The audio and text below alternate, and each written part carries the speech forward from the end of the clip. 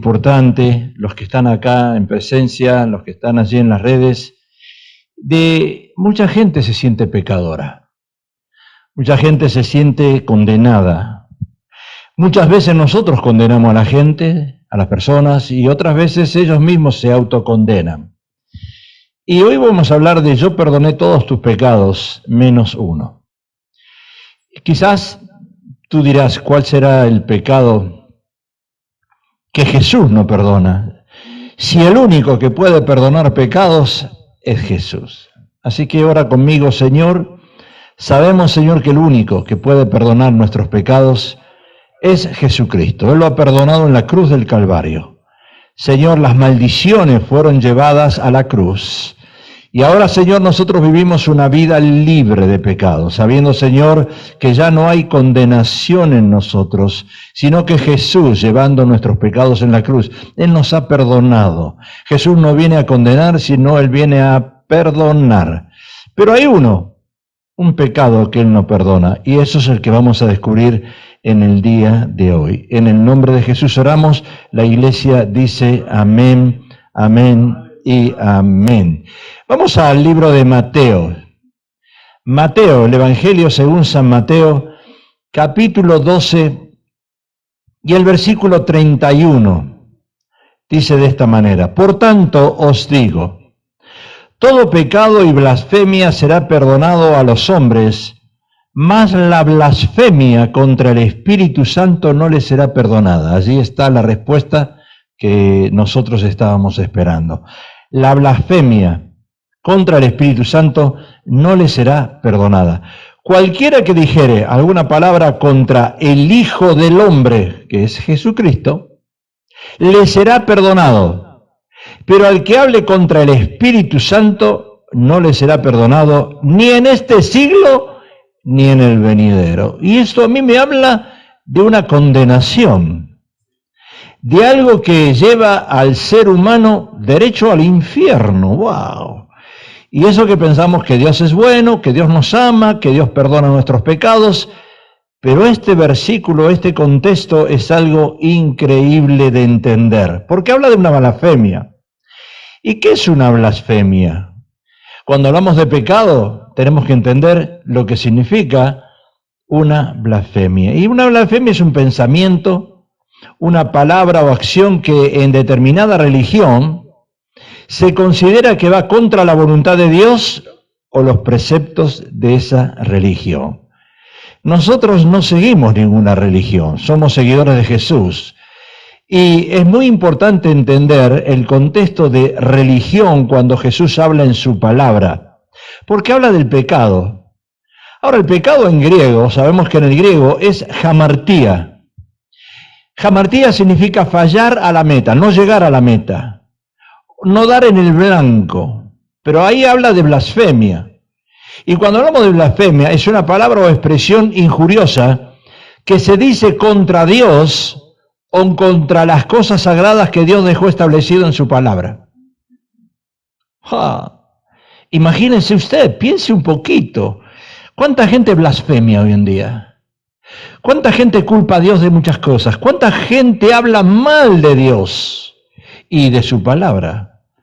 Y ahí hay condenación, ¿eh? Acá no es una risa, no es algo que uno dice, no, un momentito, yo llego a la iglesia porque Jesús va a perdonar mis pecados, pero acá hay algo muy importante. Porque la blasfemia, por tanto, tiene lugar cuando en primer lugar uno niega a Dios lo que a Él le pertenece. Ay, Señor, ayúdanos, Señor. ¿Por qué abres la palabra y me haces ver tantas cosas que yo antes no las veía? Decíamos muchos. La justicia, la santificación, la verdad le pertenecen a Dios. Conoceréis la verdad y la verdad os hará libre. Y cuando yo hablo en contra de esa verdad, es una blasfemia. ¡Wow, Señor! En segundo lugar, atribuyéndole ofensivamente lo que repugna a su esencia y atributos, los atributos de Dios. Cuando hablamos en contra de los atributos de Dios, porque Dios es omnipresente, omnipotente, omnisciente. Y en tercer lugar, detestando, maldiciendo lo que es de Dios. ¿Cuál es el ejemplo? Usar palabras como vete al infierno, no lo quiero decir en inglés, porque suena feo, ¿verdad? Entonces, cuando tú maldices y usas esas palabras, estás hablando contra el Espíritu Santo, estás diciéndole a Dios algo contrario de lo que Él dejó establecido en la palabra. Ahora, siempre tenemos que entender, queridos hermanos y amigos, de que la Biblia son 66 libros, pero también existe el Antiguo Testamento y el Nuevo Testamento. Ahora, ¿cuál es el pecado en el Antiguo Testamento? Si vamos al Antiguo Testamento, en Éxodo, conocemos nosotros lo que dice la palabra de Dios, de lo que significa para Dios pecado. Y fíjese que mucha gente no entiende esto y vive pecando todos los días. En Éxodo 20, la primera cosa dice: no matarás, no cometerás adulterio, no hurtarás, no hablarás contra tu prójimo falso testimonio. Y después dice el 17, no codiciarás la casa de tu prójimo, no codiciarás la mujer o el esposo o el hombre de tu prójimo, ni su siervo, ni su criada, ni su buey, ni su asno, ni cosa alguna de tu prójimo. Estos son 10 mandamientos que Dios ha dejado establecidos a la iglesia. Y cuando uno va en contra de estos mandamientos de Dios, por supuesto, uno está blasfemando. ¿Qué le está diciendo a Dios? Tú eres un mentiroso. Eso no es verdad. Los primeros 5 mandamientos que usted lee en Éxodo, dados por Dios a Moisés, son relacionados a él, a Dios. Pero los segundos 5 mandamientos nos conciernen a nosotros, que son estos. Esto nos concierne a nosotros. Si hablamos de asesinatos, en Estados Unidos solamente, cuando usted habla de asesinatos, y esto es una estadística presente, 21.570 asesinatos ocurrieron en el 2022 y entrando al 23. 21.570 asesinatos. 4.901 más que el año pasado, que el 2021. En Estados Unidos se lleva a cabo al menos 59 asesinatos cada día. Escuche, esto es contra la palabra de Dios, es ofender a Dios. La mayor parte de las víctimas, 17.220, fueron hombres. Pero también hay asesinatos por abortos. Estamos tratando con la pastora Elena y estas semanas pasadas fuimos a Radio Nueva Vida y hemos hablado de lo que es, temas que son candentes, la ansiedad. Vamos a hablar también del aborto. Vamos a estar hablando de estos temas tan importantes en conferencia que vamos a estar nosotros invitados a hablar de lo que es el aborto. Abortos en Estados Unidos, 1 millón por año. Fíjese si Dios no está enojado, molesto y si no se blasfemia contra Dios. 1 de 4 mujeres se hicieron o se hacen un aborto, 1 de 4 mujeres. Las cifras totales de embarazos en el 2009, desde el 2009, muestran que hubo aproximadamente 383.000 abortos anglos, 252.000 abortos hispanos y 445.000 abortos de los morenitos, de los anglosajones. Morenitos, de los diríamos, ¿cómo se le dice a los anglosajones? A los morenitos, ¿cómo se le dice, hermana? ¿De color? No, algo más, ¿qué más? Negros, negritos, dejémoslo ahí. Abortos en los morenitos. Ahora, el pecado en el Nuevo Testamento, cuando vamos al Nuevo Testamento, en Gálatas el apóstol Pablo lo aclara. Porque cuando habla de pecado, habla de obras de la carne. Gálatas 5:19 dice: manifiestas son las obras de la carne, que son adulterio, fornicación, inmundicia, lascivia, idolatría, hechicerías, enemistades, pleitos, celos, iras, contiendas, disensiones, herejías, envidias, homicidios, borracheras, orgías y cosas semejantes a estas, acerca de las cuales os amolesto, como ya os lo he dicho antes. De los que practican tales cosas no heredarán el reino de Dios. Está hablando acá de adulterio o infidelidad por negligencia emocional, insatisfacción sexual, baja autoestima, adicción al sexo, no importa, pero todo va en el mismo paquete. Todo el apóstol Pablo lo considera una obra de la carne. Y hay estadísticas en esto, también en el Nuevo Testamento, porque el 25% de las relaciones terminan después de una semana. Fíjese lo que está pasando en esta sociedad, si no es todo en contra de lo que Dios dejó establecido en su palabra. El 60% de las relaciones hoy en día duran 6 meses. El 10% persiste más de 6 meses. Y el 2% de los niños son el resultado de aventuras amorosas. Imagínese usted, nacen niños, no se practica el aborto, pero los niños son el resultado de aventuras amorosas. El 3% se casa con los amantes con los que tuvo una aventura. El 50-60% de los hombres y mujeres casadas practican sexo extramatrimonial. En algún momento de sus relaciones. Hoy en día, más mujeres que hombres practican el sexo extramatrimonial. En la estadística, Pablo habla de fornicación, que es practicar relaciones sexuales fuera del matrimonio con cualquier persona. Todo lo que Dios nos dice en su palabra. Ahora, Dios, si vamos a lo que dice Dios dispuso en su palabra el celibato. ¿Quién lo practica? Dios dispuso en su palabra el celibato, la virginidad. ¿Hay alguna virgen por allí? O la abstinencia, como las formas más elevadas de vida, cosa que es contrario a lo que Dios estableció en su palabra, lo que se vive hoy. En el libro de Génesis, que significa comienzo, en el capítulo 38 y en el versículo 9, y sabiendo Onán que la descendencia no había de ser suya, sucedía que cuando se llegaba a la mujer de su hermano vertía en tierra. Empezó el pecado. Desde el Génesis, vertir en tierra, cosa que hoy se usa, es muy común eso. Para que no dejara embarazada a una mujer, el hombre eyacula fuera, ¿verdad? En tierra, dice acá, por no dar descendencia a su hermano.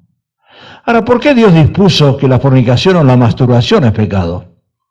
Y eso es lo que nosotros no entendemos y menos aceptamos.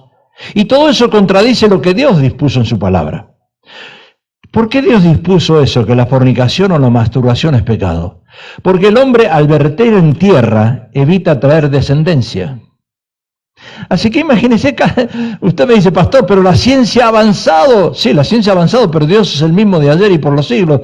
Todo lo que el hombre está haciendo hoy en día, todo lo que el hombre piensa, todo lo que la ciencia respalda, muchas veces contradice lo que Dios dice en su palabra.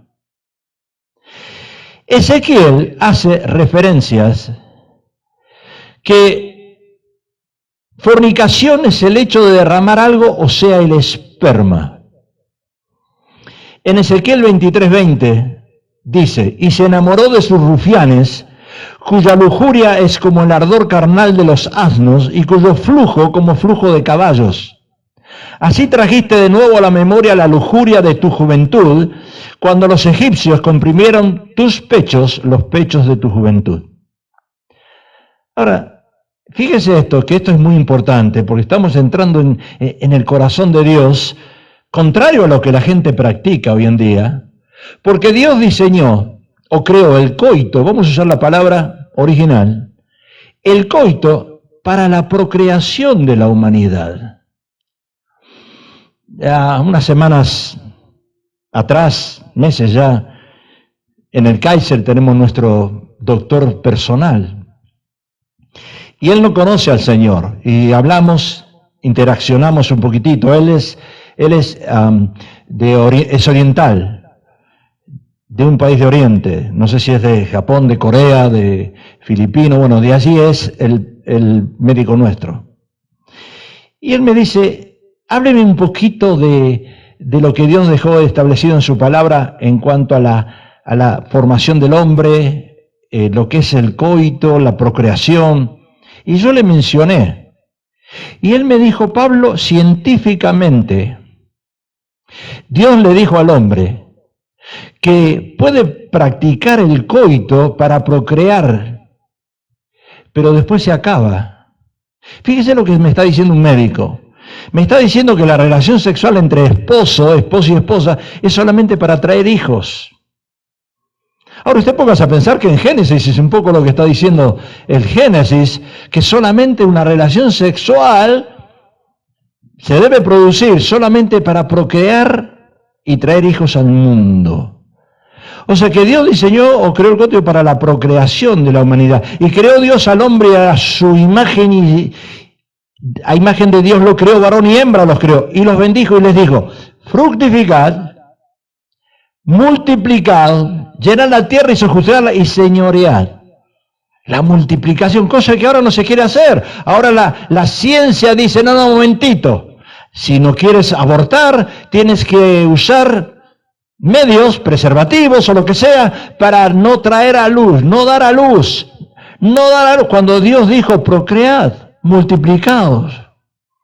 Todas las cosas que están sucediendo ahora van en contra de la palabra de Dios. Y nosotros las aceptamos, inclusive los cristianos. En Hebreos 13:4 dice, honroso sea el todo el matrimonio y el lecho sin mancilla. O sea que cuando uno está casado, Dios respalda al matrimonio en la relación íntima, pero solamente para traer procreación, no para deleite. Ahora, nosotros decimos cuando tenemos conferencias de matrimonios, claro, esto no lo podemos traer porque todos se van a ir tristes a la casa. Se van a ir a decir, no, un momentito, pero ¿cómo? ¿No dice honroso sea todos el lecho, el matrimonio y el lecho sin mancilla? ¿Quiere decir que Dios respalda? Sí. Pero vamos al Génesis, para que traigas hijos al mundo. Wow. O sea que la relación sexual, de acuerdo a la palabra de Dios, es solo permitida en el matrimonio y no fuera de él porque bíblicamente se llama pecado. Ahora, hay estadísticas hoy en día que no solamente nos habla de estas cosas, sino nos habla de algo más que es contrario a lo que Dios estableció en su palabra, la idolatría. 1 Juan 5:21, guardaos de los ídolos, dice la palabra de Dios. Y el apóstol Pablo en 1 Corintios, una iglesia que vivía desordenada, que vivía fuera del contexto bíblico, 1 Corintios 10:19, también el apóstol Pablo dice, ¿qué digo pues? ¿Que el ídolo es algo? ¿O que sea algo lo que se sacrifica a los ídolos? Antes digo que lo que los gentiles sacrifican, a los demonios los sacrifican, y no a Dios. Y no quiero que vosotros os hagáis partícipes con los demonios. No podéis beber la copa del Señor y la copa de los demonios. No podéis participar de la mesa del Señor y de la mesa de los demonios. ¿O provocaremos a celos al Señor? ¿Somos más fuertes que Él? Esto está hablando de una práctica religiosa en lo que se rinde culto a un ídolo. Escuche, todo eso es contrario a lo que dice la palabra de Dios, pero que nosotros practicamos, la vivimos. ¿Por qué? Porque tenemos siempre hay algo de mostrar amor y admiración excesivo que se siente por una persona o por una cosa. Ahora, fíjese que cómo está viviendo el mundo hoy en día. Mire esto, acá tenemos varias fotos. Usted la ve las fotos. Y el Señor nos está hablando a nosotros los cristianos, y también le está hablando al mundo. Hoy hay muchos tatuajes. Y yo no puedo decir que los tatuajes están solo fuera de la iglesia. No, están adentro de la iglesia. Ahora usted va a ver tatuajes en personas, inclusive cristianos, de ídolos. Se tatúan ídolos. ¿Cuántos cristianos hoy marcan sus cuerpos que es templo del Espíritu Santo con ídolos mundanos? Fíjese cómo Dios es blasfemado. Todas estas cosas que hacemos nosotros va contrario a lo que dice la palabra de Dios. Sin embargo, ahí están. Claro, usted dirá, pastor, pero mire Messi, un jugador extraordinario. Sí, pero ¿sabe una cosa? Yo no lo respaldo. ¿Sabe por qué? Porque él tiene tatuado todo su cuerpo con cosas diabólicas. Sí, a mí me gusta el fútbol. A mí me gusta ver a un jugador tan excelente y tan fuera de serie como es Leo Messi. Pero yo no puedo respaldar lo que él ha dañado su cuerpo y lo que él está enseñando a los jóvenes. ¿Sabe lo que está enseñando ese muchacho? Idolatría. Idolatría. La pregunta es la del título del mensaje. Todo pecado, entonces, es perdonado menos uno. Menos uno.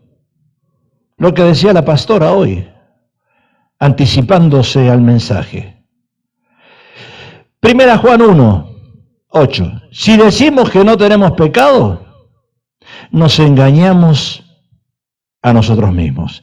Y la verdad no está en nosotros. Si confesamos nuestros pecados, Él es fiel y justo para perdonar nuestros pecados y limpiarnos de toda maldad. Si decimos que no hemos pecado, le hacemos a Él mentiroso y su palabra no está en nosotros. ¿Cómo puede ser que los cristianos conocemos este versículo, confesamos nuestros pecados, pero seguimos viviendo en la idolatría?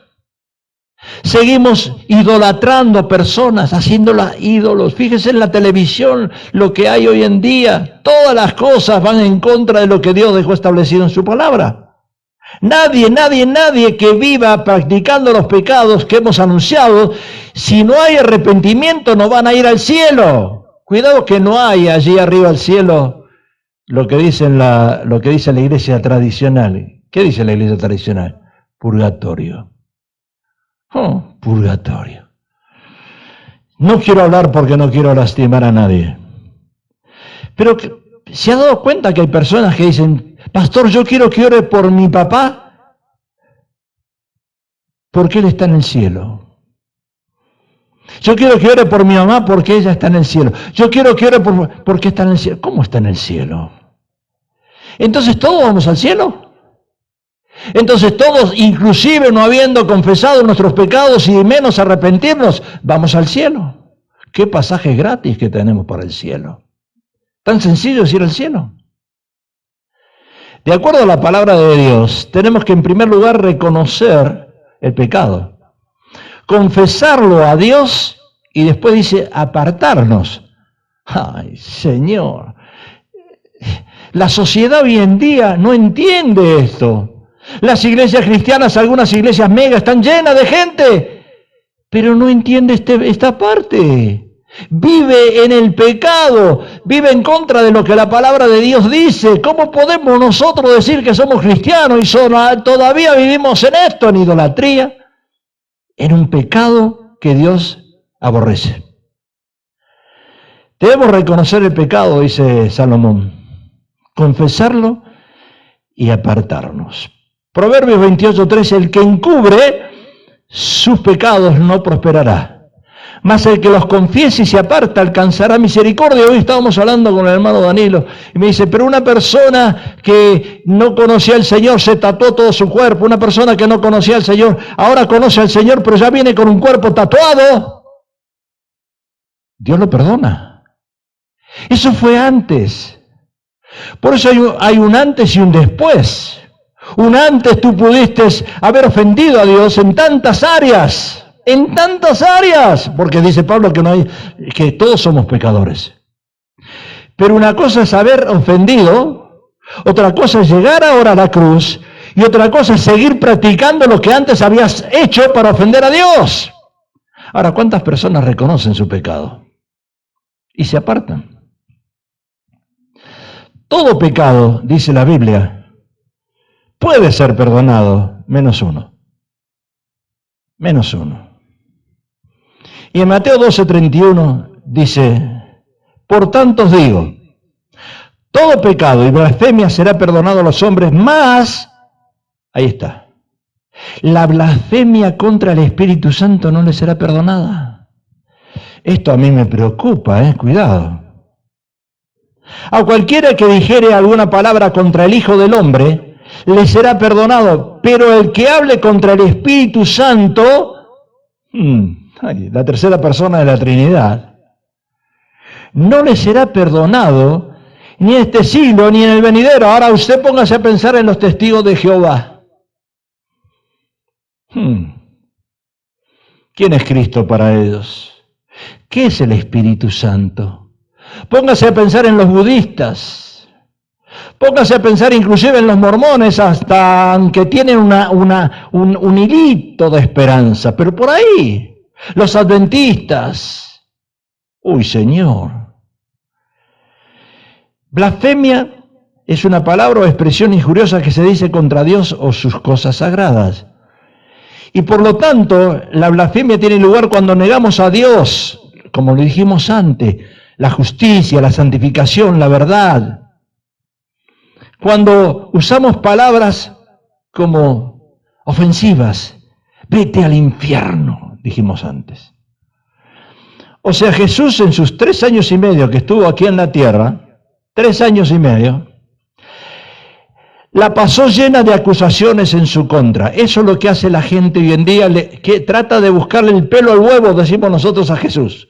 Buscarle de encontrarlo en alguna falla, en algún pecado, para que le digan, inclusive los judíos, para que le digan, Jesús, vistes, tú mismo has pecado. Lo que tú dices, tú lo haces. Y entonces Jesús tuvo que confrontarlos cara a cara, diríamos hoy en día. ¿Qué es una blasfemia? Acusar a Jesús de echar fuera a los demonios por Belcebú, príncipe, las moscas, Belcebú. Y entonces Jesús tuvo que aclarar eso con sus discípulos, con los judíos, con todos. Lo tuvo que aclarar. Pero hoy en día, por más que Jesús aclare su punto de vista o su principio bíblico, la gente no acepta esto. ¿Qué dice Mateo 12:26? Jesús dice, y si Satanás echa fuera a Satanás, contra sí mismo está dividido, ¿cómo pues permanecerá su reino? Jesús lo está diciendo literal. Si ustedes creen que yo soy Belcebú, ¿cómo Belcebú puede echar fuera a Belcebú? Tiene logística, ¿no? Tiene sentido común. Y si yo echo fuera los demonios por Belcebú, ¿por qué los echan vuestros hijos? Por tanto, ellos serán vuestros jueces.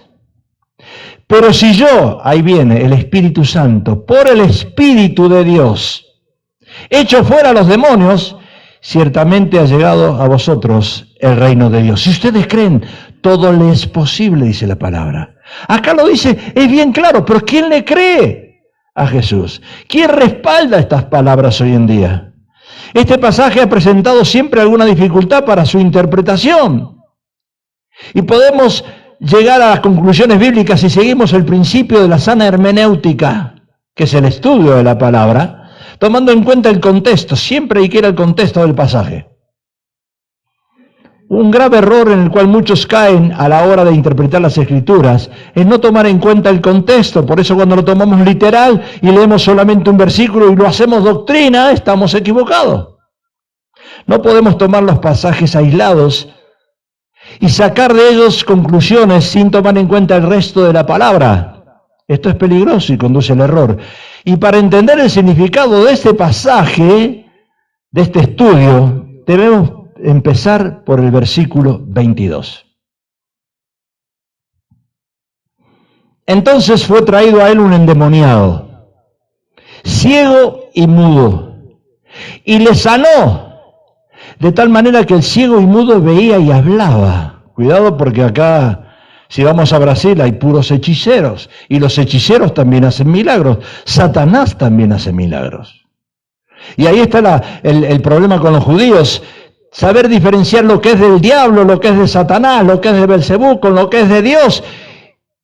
Y darle la gloria a los hechiceros, a los brujos, cuando le pertenece a Dios. Cuidado, porque esto... Mire, si usted va por las calles, usted va a ver lugares donde se leen las manos. El horóscopo hoy en día. ¿Cuántas cosas hace el diablo?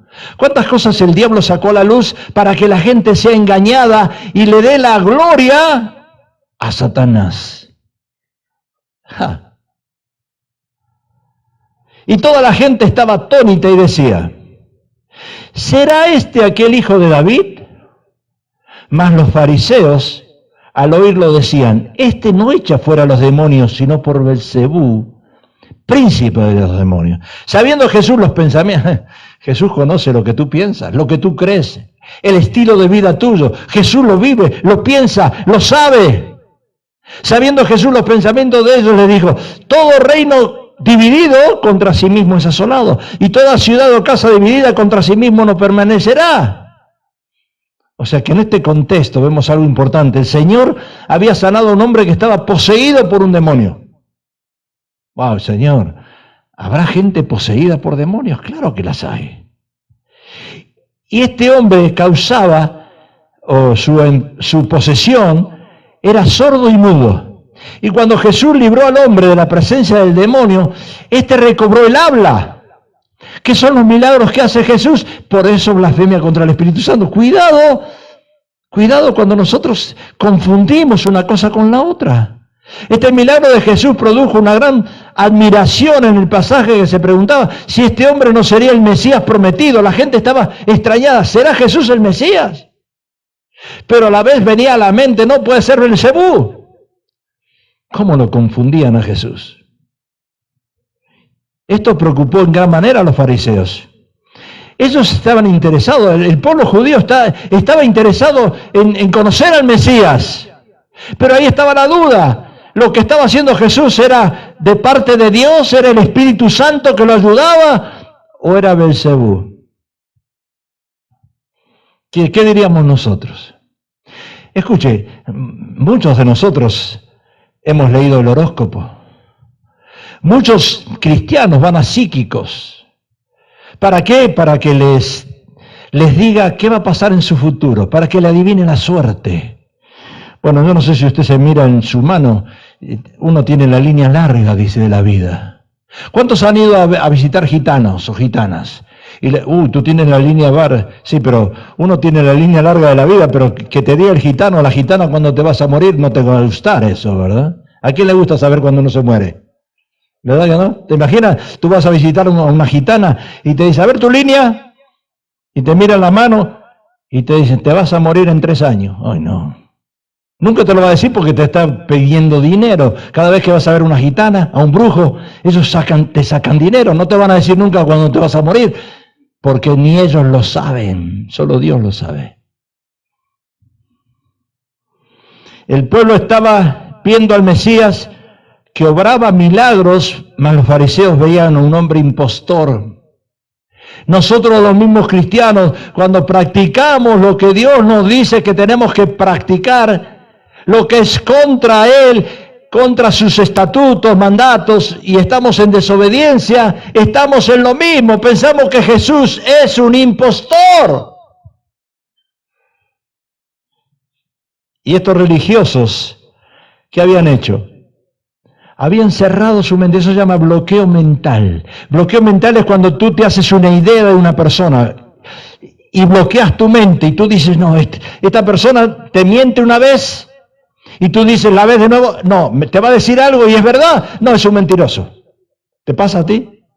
¿Te pasa que alguien te ha mentido una vez y cuando te habla otra vez, sin escuchar lo que te va a decir, tú estás diciendo, no, este es un mentiroso?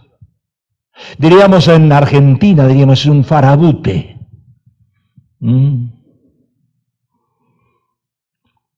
O sea, estos religiosos habían cerrado sus mentes, sus corazones, y no creían que Jesús era el Mesías. Por eso viene la blasfemia. El versículo 25 dice, sabiendo Jesús los pensamientos de ellos, les dijo, todo reino dividido contra sí mismo es asolado, y toda ciudad o casa dividida contra sí mismo no permanecerá. O sea que Jesús conocía los pensamientos de los fariseos, conocía las intenciones que había en su corazón. Él sabía que los corazones de estos religiosos estaban cerrados para no aceptar la verdad. Y eso le está pasando al mundo. Escuche, que tú seas cristiano no significa que aceptes todo lo que Jesús te dice. Porque no te conviene, porque no te gusta. Y cuando nosotros le cerramos la mente a Jesús y al Espíritu Santo, diciéndole, no, esto está mal, esto no me gusta, esto no es para mí, estamos blasfemando. Pero cuando llegue al cielo, como decía mi tío decía, tengo un sobrino pastor, decía mi tío. Y yo no me arrepiento, y él no se arrepintió nunca. Porque él dice, tengo un sobrino pastor. Y cuando yo llegue al cielo le voy a decir a San Pedro, tengo un sobrino pastor, me tienes que dejar entrar. La blasfemia contra el Espíritu Santo no puede ser perdonada. ¿Por qué no puede ser perdonada? Porque la función del Espíritu Santo es convencer al mundo de pecado, de justicia y de juicio. Por eso no puede ser perdonada. Mire lo que es eso. Cuando Él venga, que ya vino, convencerá al mundo de pecado, de justicia y de juicio, y eso es lo que hace el Espíritu Santo. Convencer al mundo que el mundo vive en pecado, inclusive dentro de la iglesia de Jesucristo. Parece que no existiera el Espíritu Santo. De pecado, dice Juan. O sea, rechazar a Cristo y la cruz es rechazar la salvación. Rechazar a Cristo y la cruz, uno rechaza la salvación, porque ahí se concentra todo. De justicia. Jesús presentó su justicia directamente al Padre, dice la Biblia. Se refiere al sacrificio de la cruz. Y de juicio, Satanás fue derrotado totalmente en el Calvario. La cruz es lo más importante. La cruz es todo para el cristiano. El sacrificio de Jesús, la muerte, lo que vamos a recordar hoy, lo que vamos a hacer memoria hoy, es todo en la Biblia, se concentra en la cruz, en la muerte y en la resurrección de Jesús, en la sangre vertida en la cruz. Santo, santo, santo, dice el himno. Ahí se concentra todo. Pero nosotros no queremos morir a la carne. Nos gusta idolatrar a la gente. Nos gusta mirar el Facebook y decir, wow, mira esto, mira esto, mira esto, mira esto, mira esta ropa, mira esto. Todo nos gusta. Adjudicarle a alguien que no fuese Jesús un milagro es una blasfemia. ¿Cuántos entrarán al reino de Dios? Largo es el camino, la puerta es angosta, no todos van a pasar. ¿Cuántos realmente llamados cristianos van a ir al cielo? Juan 14:14. Si algo pidieres en mi nombre, yo lo haré. Si me amáis, guardad mis mandamientos. Y yo rogaré al Padre y os dará otro consolador, para que esté con vosotros para siempre. Y el Espíritu de verdad, el cual el mundo no puede recibir porque no le ve ni le conoce, pero vosotros, diga vosotros, ¿vosotros quién? ¿Quién? ¿Quién? A ver, en la iglesia, ¿quién? Acá dice vosotros, pero vosotros, porque no le ve ni le conoce, pero vosotros le conocéis, porque mora en vosotros y estará en vosotros. Pero ¿por qué seguimos tatuándonos? ¿Por qué seguimos practicando idolatría? ¿Sabe lo que tendríamos que hacer nosotros, verdaderos cristianos? Apagar la televisión. 100%. Imagínese usted, a mí me quita usted el fútbol, me quita todo. Porque me encanta el fútbol. Y tengo que gritar un gol de Messi. ¿Y quién no le gusta gritar un gol de Messi? Y cuando yo grito el gol de Messi, estoy respaldando lo que él se grabó en su tatuaje.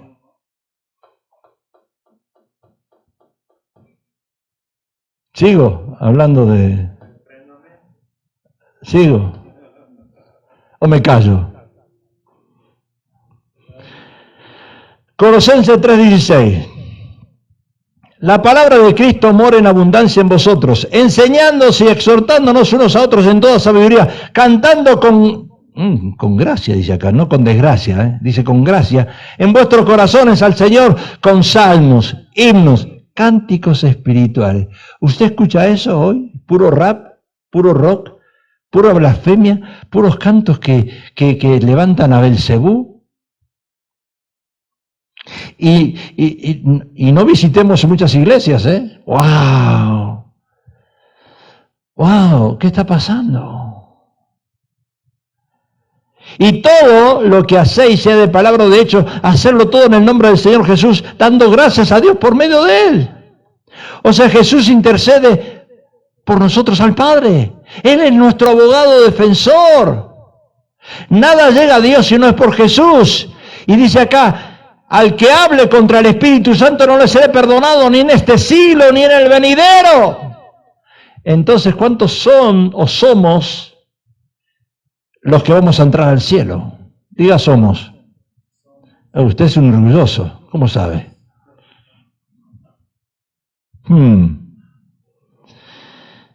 No, pastor, ¿usted no sabe que la Guadalupe me ha hecho milagros a mí? La guadalupana. Algún día la hermana Ivonne va a cantar ese canto, la guadalupana, ¿no? ¿No nos vas a cantar? ¿Por qué? ¿No? Te ganas seguidores. Te van a seguir en las redes si cantas la guadalupana. No. Los santos no hacen milagros. La Virgen María no hace milagros. Los brujos no hacen milagros. Los hechiceros no hacen milagros. El horóscopo no hace milagros. La lectura de las manos no hace milagros. Una limpia no hace milagros. Solamente Jesucristo es el que hace milagros. Amén. Le damos un aplauso a él. Palmas a Jesús. Es el único. No hay otro. Ahora los pastores, profetas, evangelistas, apóstoles, maestros, no hacemos milagros. Ay, pastor, pero yo me gusta ir a la iglesia del fulano de tal, el que tiene pintado el cabello rojo.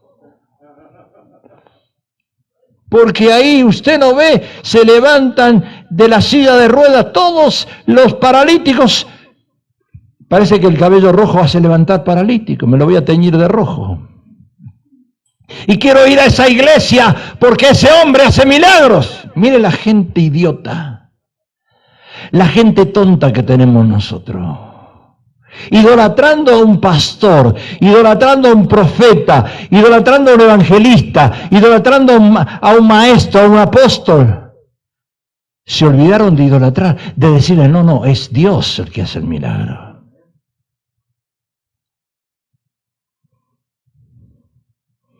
Dios reparte dones a los hombres, pero el milagro viene solo de Él. Por eso imagínese usted, de esas iglesias mega, que van a esos lugares donde piensan que ese apóstol, que ese profeta, que ese es un milagrero, es un embustero. Disculpa, mi hermano, es lo que dice la palabra. Los judíos que no aceptan que Jesús es el Mesías, no entran al cielo. Ay, lo voy a discutir con alguien esto, porque hay alguien que siempre me dice, mi pastor, tú eres duro para predicar, pero acepta las cosas, acepta, mira, gente buena, no le hace mal a nadie. No, yo predico lo que dice la palabra de Dios. Solo entrarán al cielo los que realmente se arrepintieron de sus pecados. Y arrepentirse significa que esto era malo y ahora me voy a lo bueno. No permanecer en lo malo. Otra vez, Salomón, el que encubre sus pecados no prosperará. Mas el que los confiesa y se aparta alcanzará misericordia. Quizás alguien pudo practicar el adulterio, la fornicación, la inmundicia, la lascivia, la idolatría, hechicerías, enemistades, pleitos, celos, iras, contiendas, disensiones, herejías, envidias, homicidios, borracheras, orgías. Claro, hay un antes y un después, pero uno dice, no, un momentito, eso es pecado. I don't want to do anymore. Los que practican, dice Pablo, los que viven en el pecado, tales cosas no heredarán el reino de Dios, a menos que se arrepientan. Y arrepentirse es dar un cambio de 180 grados. Dejar el cigarrillo si tú fumabas. Pastor, no dice nada la Biblia de dejar el cigarrillo. Dejar el alcohol si tú eras un borracho. No dice nada la Biblia. ¿Cómo no? ¿No dice que nuestro cuerpo es templo del Espíritu Santo? Esto que dice Pablo se llama conversión. La tercera persona de la Trinidad, el Espíritu Santo, actúa en el corazón del hombre con una influencia fuerte, santa, trayéndolo a la convicción. Y cuando eso te trae a la convicción, tú dejas de practicar esas cosas y tú, mira, si te hiciste un tatuaje, te va a costar caro, ¿eh? Porque hacerte un tatuaje quizás te cobran $200, pero removértelo te va a salir $600 y no sabes si te lo pueden remover completamente. Yo no sé, ay Dios mío.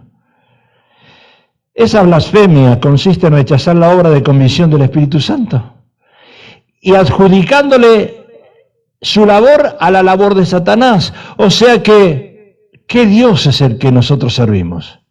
¿A qué Dios nosotros le creemos? ¿Y qué hace Jesús hoy? Llama al arrepentimiento. Es el tiempo de gracia, queridos hermanos, los que están en las redes. Es un tiempo de gracia, es algo que Dios está extendiendo el tiempo de gracia para que tú reconozcas que estás viviendo en ese pecado, en esa idolatría, en esa falsedad, en el reino de Belcebú, y te arrepientas y te salgas de eso. Respondiendo Jesús en Lucas 5:31 les dijo: los que están sanos no tienen necesidad de médico, sino los enfermos. No he venido a llamar a justos, sino a pecadores al arrepentimiento. Tremenda palabra de Dios, del doctor Lucas. El pecado de ellos, o sea, de los fariseos, y los que blasfeman contra Dios, contra el Espíritu Santo, es imperdonable. Porque no quieren caminar por el sendero que lleva al perdón. Ellos te juicio cae, ellos te condenan. Eso hacen los fariseos.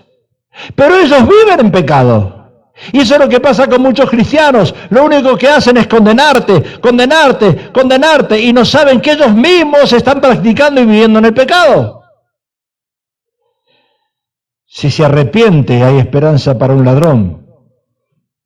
Como lo fue en la cruz, colgados 2 ladrones. Uno se arrepintió, en la cruz se arrepintió. El otro no, el otro prefirió el infierno. Si uno se arrepiente, hay esperanza para un ladrón, un adúltero y un asesino. La Biblia dice que no todos gozan de la salvación. No todos. Hebreos 6:4, ¿qué dice?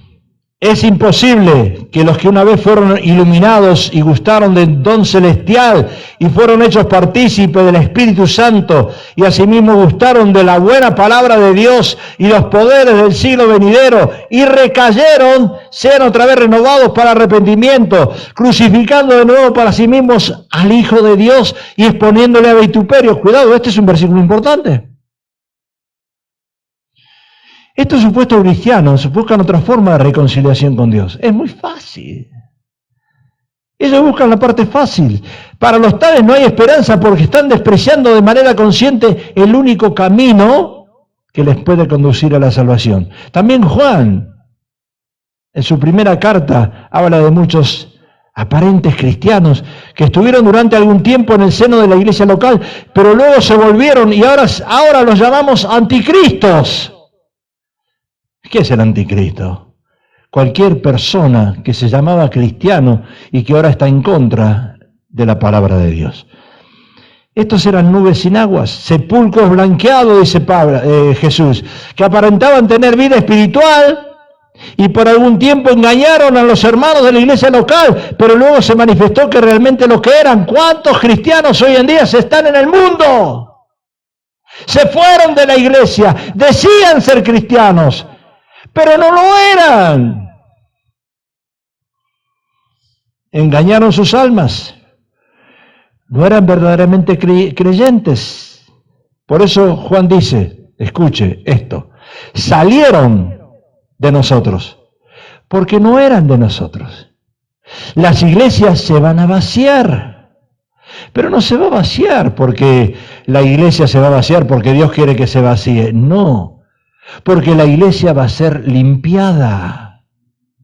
La iglesia va a ser limpiada. Los que decían ser cristianos van a desaparecer. Recuerda que todo pecado es perdonado, menos uno. Y termino con esto. Por tanto os digo, todo pecado y blasfemia será perdonado a los hombres, más la blasfemia contra el Espíritu Santo no le será perdonada. Cualquiera que dijera alguna palabra contra el Hijo del Hombre le será perdonado, pero el que habla contra el Espíritu Santo no le será perdonado ni en este siglo, ni en el